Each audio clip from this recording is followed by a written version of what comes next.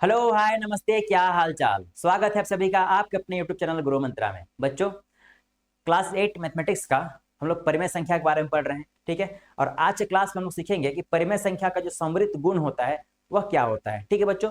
तो चलिए आज के क्लास को हम लोग स्टार्ट करते हैं और देखते हैं कि समृद्ध गुण में हमें क्या क्या पढ़ना है। हम लोग परिमेय संख्या के बारे में कुछ देरी में पढ़ेंगे। उससे पहले हम लोग जान लेते हैं कि क्या पूर्ण जो जो पूर्ण संख्या होते हैं, ठीक है, उसे जोड़ने पे हमें, घटाने पे या गुना करने पे या भाग करने पे हमें पूर्ण संख्या ही मिलती है नहीं मिलती है। पहले हम लोग इसको पहले एक बार रिकॉल कर लेते हैं, ठीक है। तो यहाँ जो भी लिखा हुआ है इसमें हम लोग बाद में आएंगे। हम लोग पहले देखते हैं पूर्ण संख्या का समृद्ध गुण क्या होता है, ठीक है। तो यहाँ पर हेडिंग हो जाएगा बच्चों, क्या हो जाएगा, ध्यान से देखो क्या हो जाएगा। पूर्ण संख्या का, है ना, पूर्ण संख्या का समृद्ध गुण ये क्या होता है। तो सबसे पहले हम लोग जोड़ के लिए चेक करते हैं। जोड़ के लिए तो पूर्ण संख्या कहां से स्टार्ट होती है, जीरो से स्टार्ट होती है और अनंत तक जाती है। तो जीरो से लेकर अनंत तक कुछ भी नंबर ले लो और उसको जोड़ कर देखो। तो हम लोग एक नंबर लेते हैं 3 + 5 ले लेते हैं। यहाँ पर क्या आया आंसर में, 8 आया। तो 8 कैसा नंबर है, 8 कैसा नंबर बच्चों, ये पूर्ण संख्या है ना, ये पूर्ण संख्या है। तो ध्यान से देखो हम लोग क्या कर सकते हैं, ध्यान से देखो हम लोग क्या कर सकते हैं। चलो इसे थोड़ा सा क्या करो, मिटा देते हैं, यहाँ लिखते हैं, यहाँ लिखते हैं। ध्यान से देखो हम लोग क्या लिख रहे हैं, ठीक है। ये 3 कैसा है, ये एक पूर्ण संख्या है, पूर्ण संख्या, ठीक है। पूर्ण संख्या प्लस हम लोग क्या किया, यहाँ पर पूर्ण संख्या कर रहे हैं, ये भी ठीक है, कोई दिक्कत नहीं है। लेकिन जो आंसर में आया वो क्या आया, ये भी एक पूर्ण संख्या आया, ठीक है, पूर्ण संख्या।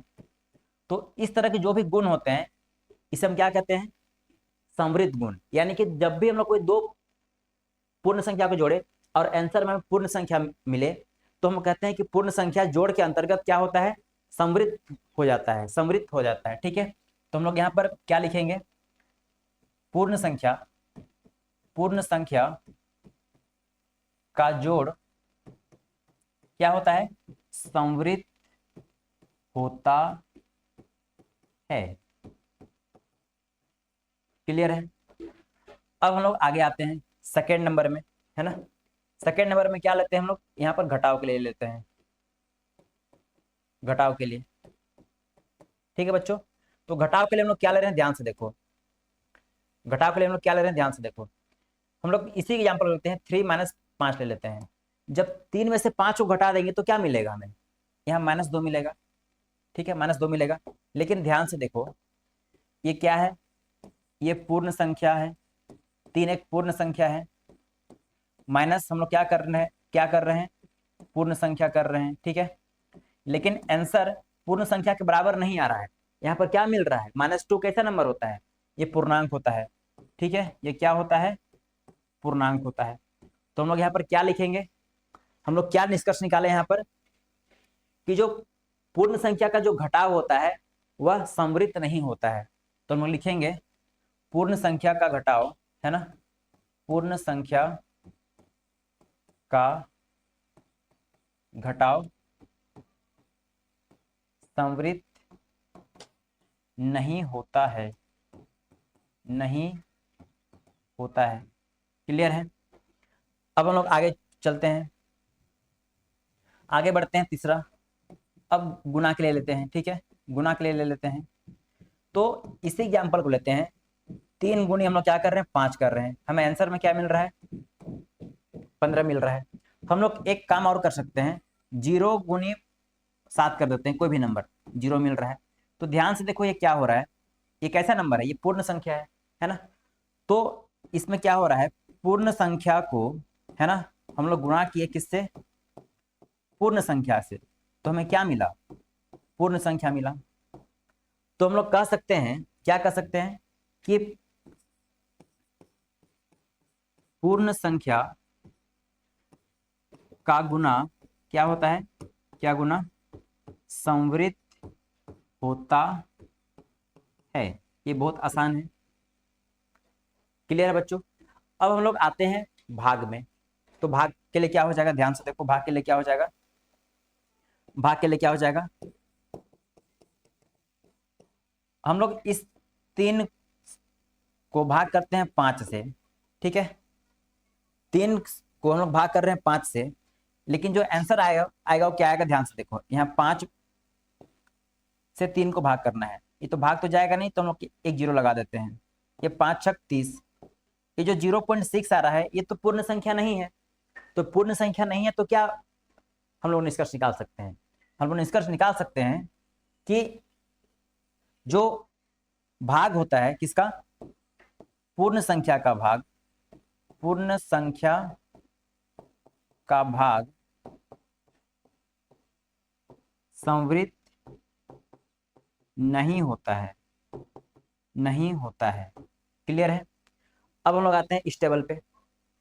तो बच्चों यहाँ जो भी टेबल दिया हुआ है ना, अभी इसे लिखो मत, ठीक है, ये सब हमारे एप्लीकेशन में ऑलरेडी अपलोड किया हुआ है, अभी समझने में ध्यान दो। इसे लिखने के लिए क्या करना होगा, हमारा एप्लीकेशन को डाउनलोड कर लो और वहां से इस पीडीएफ को एक्सेस करके अपना नोट्स बना लो, ठीक है। अब ध्यान से देखो हम लोग क्या कर सकते हैं, ये जो पूर्ण संख्या का जोड़ घटाव गुणा और भाग, ठीक है, इसके अंतर्गत जो भी गुण है यहाँ पर एक्सप्लेन भी किया हुआ है और उसका निष्कर्ष भी लिखा हुआ है। तो ध्यान से देखो, जब भी कोई दो पूर्ण संख्या को हम लोग क्या करते हैं, जोड़ते हैं, पूर्ण संख्या को जोड़ने पर हमें पूर्ण संख्या मिलती है।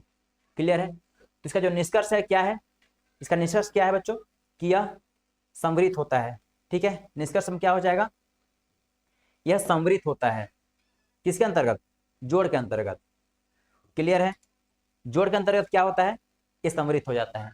अब हम लोग आगे देखते हैं, कोई भी दो पूर्ण संख्या को घटाने पर जरूरी नहीं कि यह पूर्ण संख्या ही मिले, इसलिए जो निष्कर्ष है वह क्या हो जाएगा, यह क्या हो जाएगा, घटाव के अंतर्गत संवृत नहीं होता है। क्लियर है।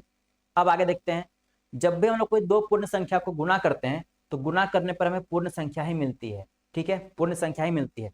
तो निष्कर्ष में क्या हो जाएगा कि पूर्ण संख्या का जो गुणनफल होता है वह क्या होता है, संवृत होता है। आगे देखो ध्यान से, भाग करने पर क्या होगा, पूर्ण संख्या को भाग करने पर जरूरी नहीं है कि पूर्ण संख्या ही मिले, इसलिए निष्कर्ष में क्या हो जाएगा कि पूर्ण संख्या का जो भागफल है, जो भाग होता है, वह संवृत नहीं होता है।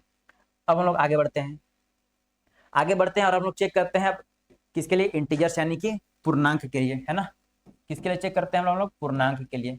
तो बच्चों पूर्णांक क्या होते हैं, ऐसा नंबर जिसमें जीरो भी हो, नेगेटिव वाला नंबर भी हो और पॉजिटिव वाला नंबर भी हो, तो इस तरह के नंबर को हम लोग कहते हैं इंटीजर या फिर पूर्णांक, ठीक है। अब हम लोग इसके बारे में चेक कर लेते हैं। तो इसका भी हम लोग एग्जाम्पल लेते हैं और यहाँ पर हेडिंग देते हैं क्या, कि पूर्णांक, है ना, पूर्णांक का क्या है, संवृत गुण, पूर्णांक का संवृत गुण। तो संवृत गुण हम लोग कैसे चेक करते हैं, जोड़ कर चेक करते हैं, घटा कर चेक करते हैं, गुना करके और भाग करके। तो वैसे बारी बारी से चेक करो। सबसे पहले क्या करो, यहाँ पर जोड़ दो, है ना। तो ध्यान से देखो, हम लोग क्या करते हैं, 7 में हम लोग 8 को जोड़ देते हैं, ठीक है, 7 में हम लोग 8 को जोड़ देते हैं तो हमें क्या मिल रहा है, ध्यान से देखो, हमें क्या मिल रहा है, ध्यान से देखो, यहाँ पर मिला 15, ठीक है। और 15 कैसा है, 15 कैसा है, तो बच्चों 15 क्या है, पर पूर्णांक है, ठीक है। तो हम लोग क्या कर सकते हैं, हम लोग कह सकते हैं कि पूर्णांक, पूर्णांक का जोड़ क्या होता है, संवृत होता है। बहुत आसान आसान सा चीज है। आगे हम लोग घटा कर देखते हैं, क्या घटाने पर हमें पूर्णांक मिलता है या नहीं, है ना। घटा कर देखते हैं, तो घटाव लिखते हैं, इसी एग्जाम्पल को लेते हैं, 7 में हम लोग 8 को घटा देते हैं तो क्या आंसर आता है, यहाँ पर आंसर आ जाएगा -1। तो -1 कैसा है, एक पूर्णांक है, यानी कि दो पूर्णांक को हम लोग घटा दे रहे हैं तो हमें आंसर में क्या मिल रहा है, पूर्णांक ही मिल रहा है। तो ध्यान से देखो यहाँ पर क्या हो जाएगा, जो पूर्णांक होते हैं ना, जो पूर्णांक है या फिर पूर्णांक का जो घटाव है, पूर्णांक का घटाव क्या होता है, संवृत होता है। क्लियर है बच्चों। अब हम लोग आते हैं गुणा में, गुणा में इसी एग्जाम्पल को लेकर इसे गुणा कर दो, 7 गुनी 8 करेंगे तो कितना आएगा, 56 आएगा। तो क्या 56 पूर्णांक है? जब भी कोई दो पूर्णांक को हम लोग क्या कर रहे हैं, गुना कर रहे हैं, तो हम लोग क्या करते हैं, एक एग्जाम्पल और लेते हैं, इसमें हम लोग 9 गुना कर देते हैं तो 0 आ गया। तो ये भी तो क्या है, एक पूर्णांक है, 0 भी पूर्णांक है, 9 भी पूर्णांक है। तो 9 और 0 को गुना कर रहे हैं तो हमें एक पूर्णांक मिल रहा है। तो निष्कर्ष क्या निकल कर आएगा कि पूर्णांक का गुना क्या होता है, संवृत होता है। ये भी क्लियर है। अब हम लोग आते हैं भाग के लिए। ठीक है बच्चों, अब क्या करो, 7 से ना 8 को भाग दे दो। ठीक है, तो कैसे भाग करेंगे, ध्यान से देखो, इस 8 से 7 को भाग देना है, इसका ही मतलब हुआ। ठीक है, तो ये भाग जाएगा नहीं तो हम लोग क्या करते हैं, एक पॉइंट लगा देते हैं, पॉइंट लगाकर यहाँ 0 लगाते हैं। अब तो भाग जाएगा। तो भाग कितने बार में जा रहा है, 8 गुना 8 64, यानी कि 8 बार में भाग जा रहा है। ठीक है, यहाँ 6 आया, यहाँ कुछ भी आ रहा कोई दिक्कत नहीं है। ध्यान से देखो तो यहाँ पर क्या नंबर मिल रहा है, यहाँ पर 0.8 मिल रहा है। मतलब कि क्या, 7/8 को भाग करने पे हमें क्या मिलता है, 0.8 और कुछ नंबर मिल रहा है। अरे नंबर कैसा है, ये तो पूर्णांक नहीं है। तो हम लोग क्या निष्कर्ष निकालेंगे कि पूर्णांक का भाग क्या होता है, संवृत नहीं होता है। ये तो एग्जाम्पल हो गया पूरा। ठीक है, अब हम लोग नोट्स में आते हैं, क्या है ध्यान से देखो। तो पूर्णांक या फिर जो इंटीजर्स हैं उसका संवृत गुण का जो जो भी यहाँ पर होता है सब कुछ यहाँ पर टेबल के फॉर्म में लिखा हुआ है। ठीक है, तो इसे करना क्या है, सबसे पहले जो भी यहाँ पर बताया गया है उस चीज को अच्छे से समझ लो और उसके बाद क्या करो, अपना नोट्स ठीक से प्रिपेयर करो। ठीक है, तो बच्चों इसका जो PDF है ना, ये हमारे एप्लीकेशन में मिल जाएगा। हमारे एप्लीकेशन को इंस्टॉल कर लो और वहाँ पर जो बैच है, जिज्ञासा बैच जो क्लास 8 के लिए चलती है, उसका सेक्शन में जाकर इस PDF को क्या करो, डाउनलोड कर लो। ठीक है, अब हम लोग आते हैं इस वाले PPT पे। देखो ध्यान से क्या बोल रहे हैं कि जो पूर्णांक का जोड़ होता है ना, पूर्णांक को जोड़ते हैं तो हमें क्या मिलता है, पूर्णांक ही मिलता है। ठीक है, तो यहाँ पर क्या हो जाएगा कि पूर्णांक का जो जोड़ होता है वह संवृत होता है। अब आगे ध्यान से देखो, जो पूर्णांक का घटाव होता है वह पूर्णांक ही मिलता है ना। जब भी हम लोग कोई दो पूर्णांक को घटा देते हैं तो हमें आंसर में क्या मिलता है, पूर्णांक मिलता है। तो यह भी क्या हो जाएगा, संवृत हो जाएगा। अब हम लोग आगे बढ़ते हैं, जब भी हम लोग कोई दो पूर्णांक को गुना करते हैं तो गुना करने पर हमें क्या मिलता है, आंसर में पूर्णांक ही मिलता है। ठीक है, तो जब भी पूर्णांक मिलेगा तो हम लोग क्या निष्कर्ष निकालेंगे कि पूर्णांक का जो गुणनफल होता है, जो गुना होता है, वह भी संवृत होता है। लेकिन जो लास्ट का केस है भाग, ठीक है, भाग करने पे क्या होता है, पूर्णांक को भाग करने पर जरूरी नहीं है कि पूर्णांक ही मिले।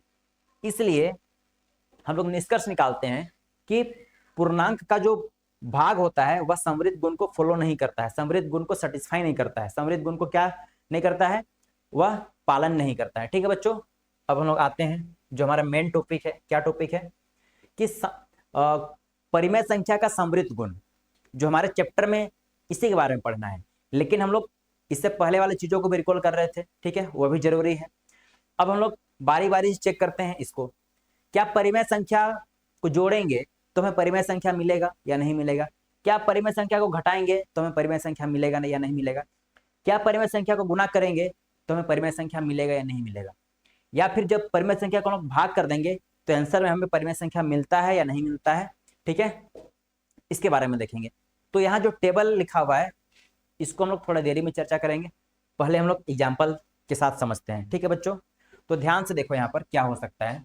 हेडिंग क्या होगा इसका, इसका हेडिंग हो जाएगा परिमेय संख्या का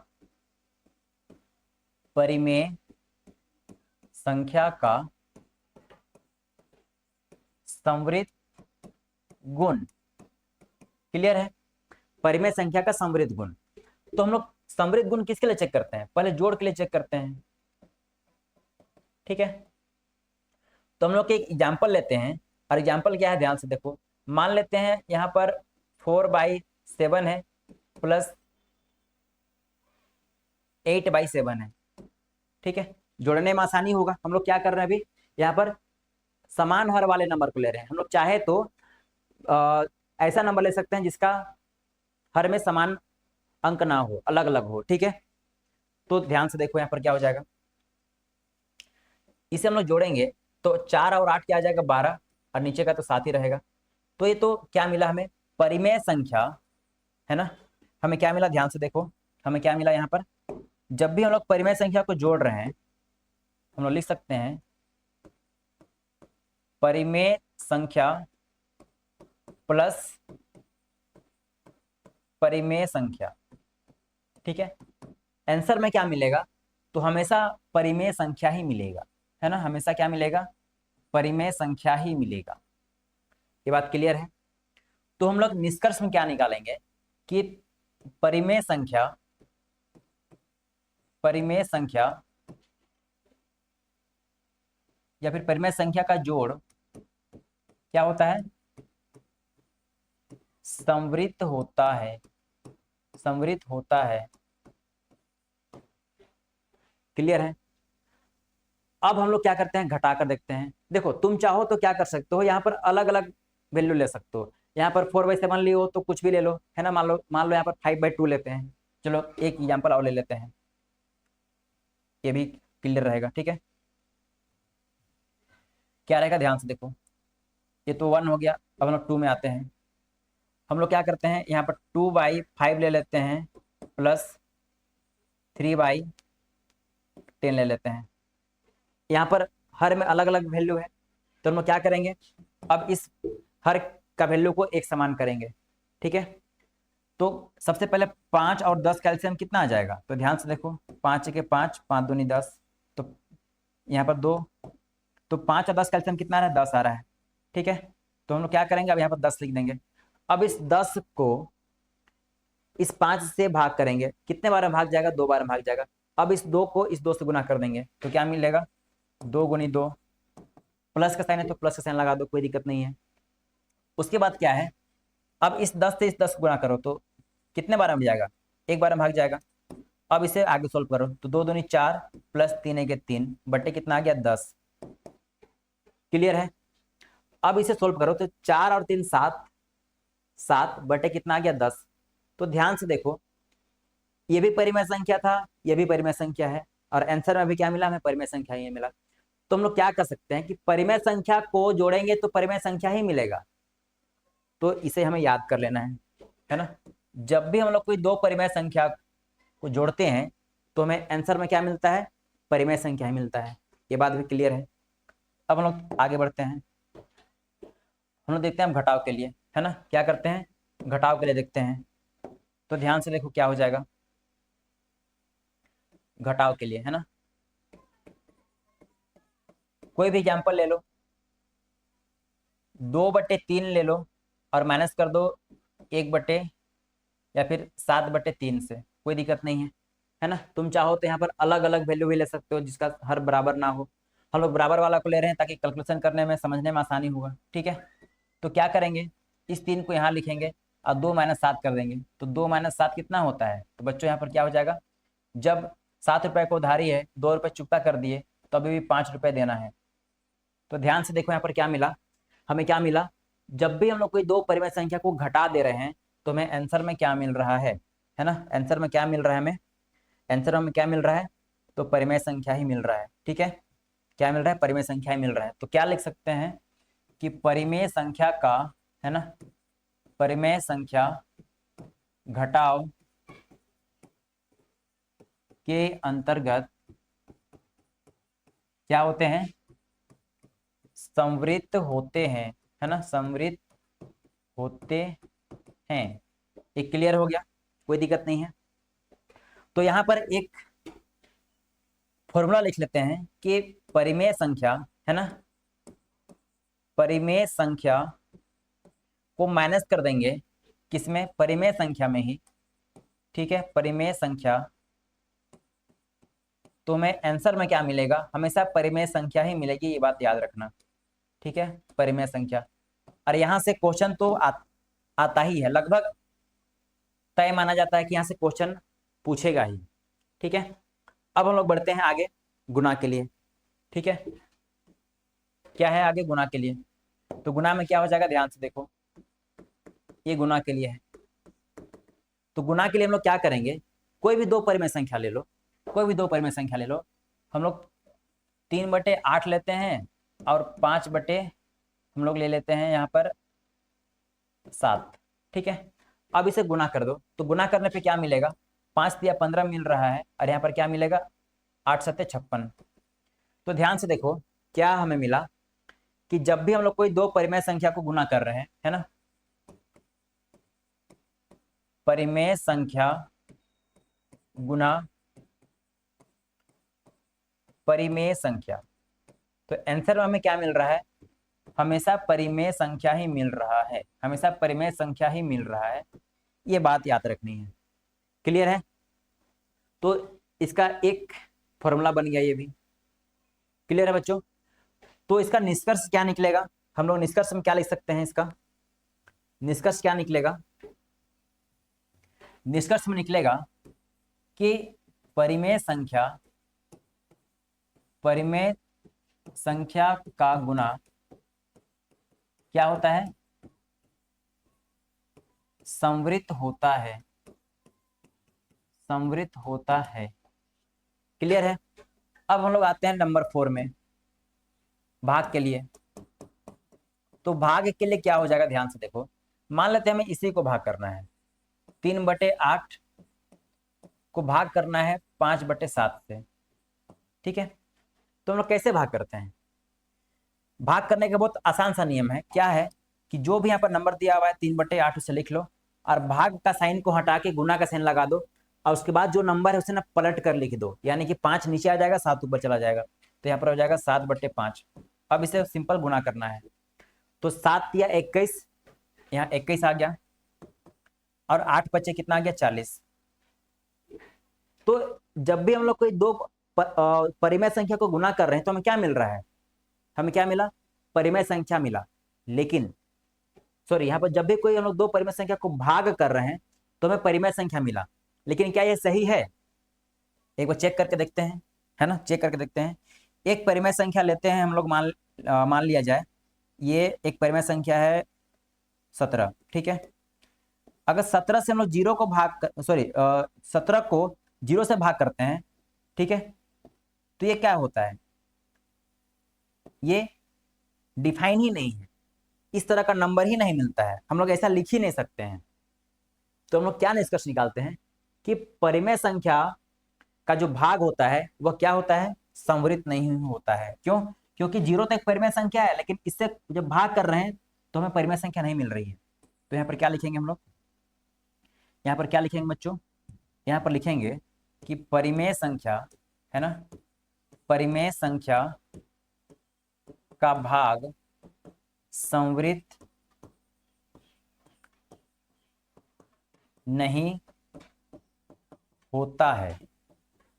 ये बात क्लियर है पूरा, कोई डाउट नहीं है इसमें। हम लोग अब आते हैं इस टेबल पर, ठीक है।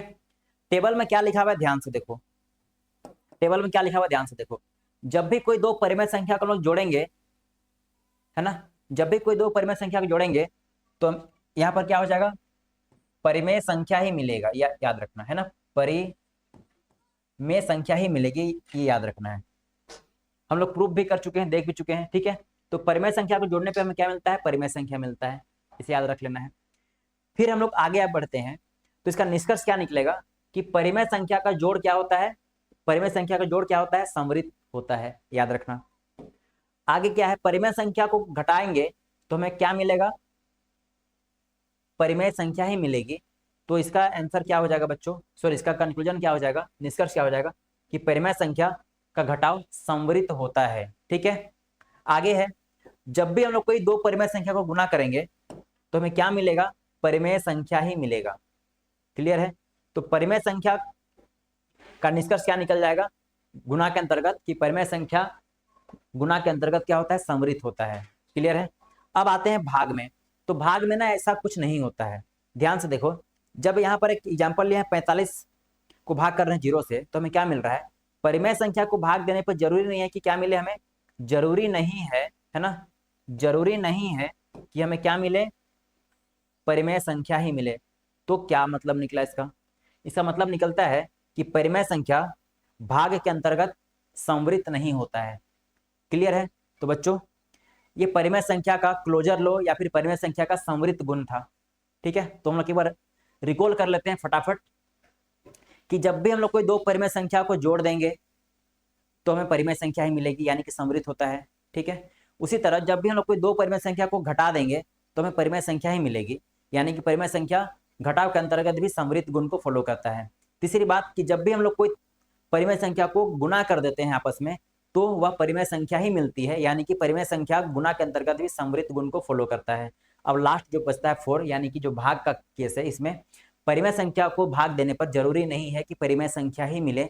इसका एक अपवाद वाला जो एग्जाम्पल है यहाँ पर दिख रहा है कि 0 एक परिमेय संख्या है और 45 भी एक परिमेय संख्या है, लेकिन जब भी हम लोग 0 से भाग कर रहे हैं कोई भी नंबर को तो हमें आंसर में परिमेय संख्या नहीं मिल रहा है। इसलिए निष्कर्ष निकलता है कि परिमेय संख्या के अंतर्गत भाग संवृत नहीं होता है। क्लियर है बच्चों? अब यहाँ जो नोट्स है, ठीक है, इसे अपने कॉपी में लिखने के लिए हमारा जो एप्लीकेशन है गुरु मंत्रा का, उसे अपने फोन पे इंस्टॉल कर लो और वहां से जिज्ञासा बैच का जो सेक्शन है वहां पर जाकर इस पीडीएफ को डाउनलोड करके एक अच्छे से नोट्स बनाओ। ठीक है बच्चों, तो हम लोग मिलते हैं कल अगले क्लास में। तब तक के लिए खूब सारा प्रैक्टिस करो और अपना ध्यान रखो।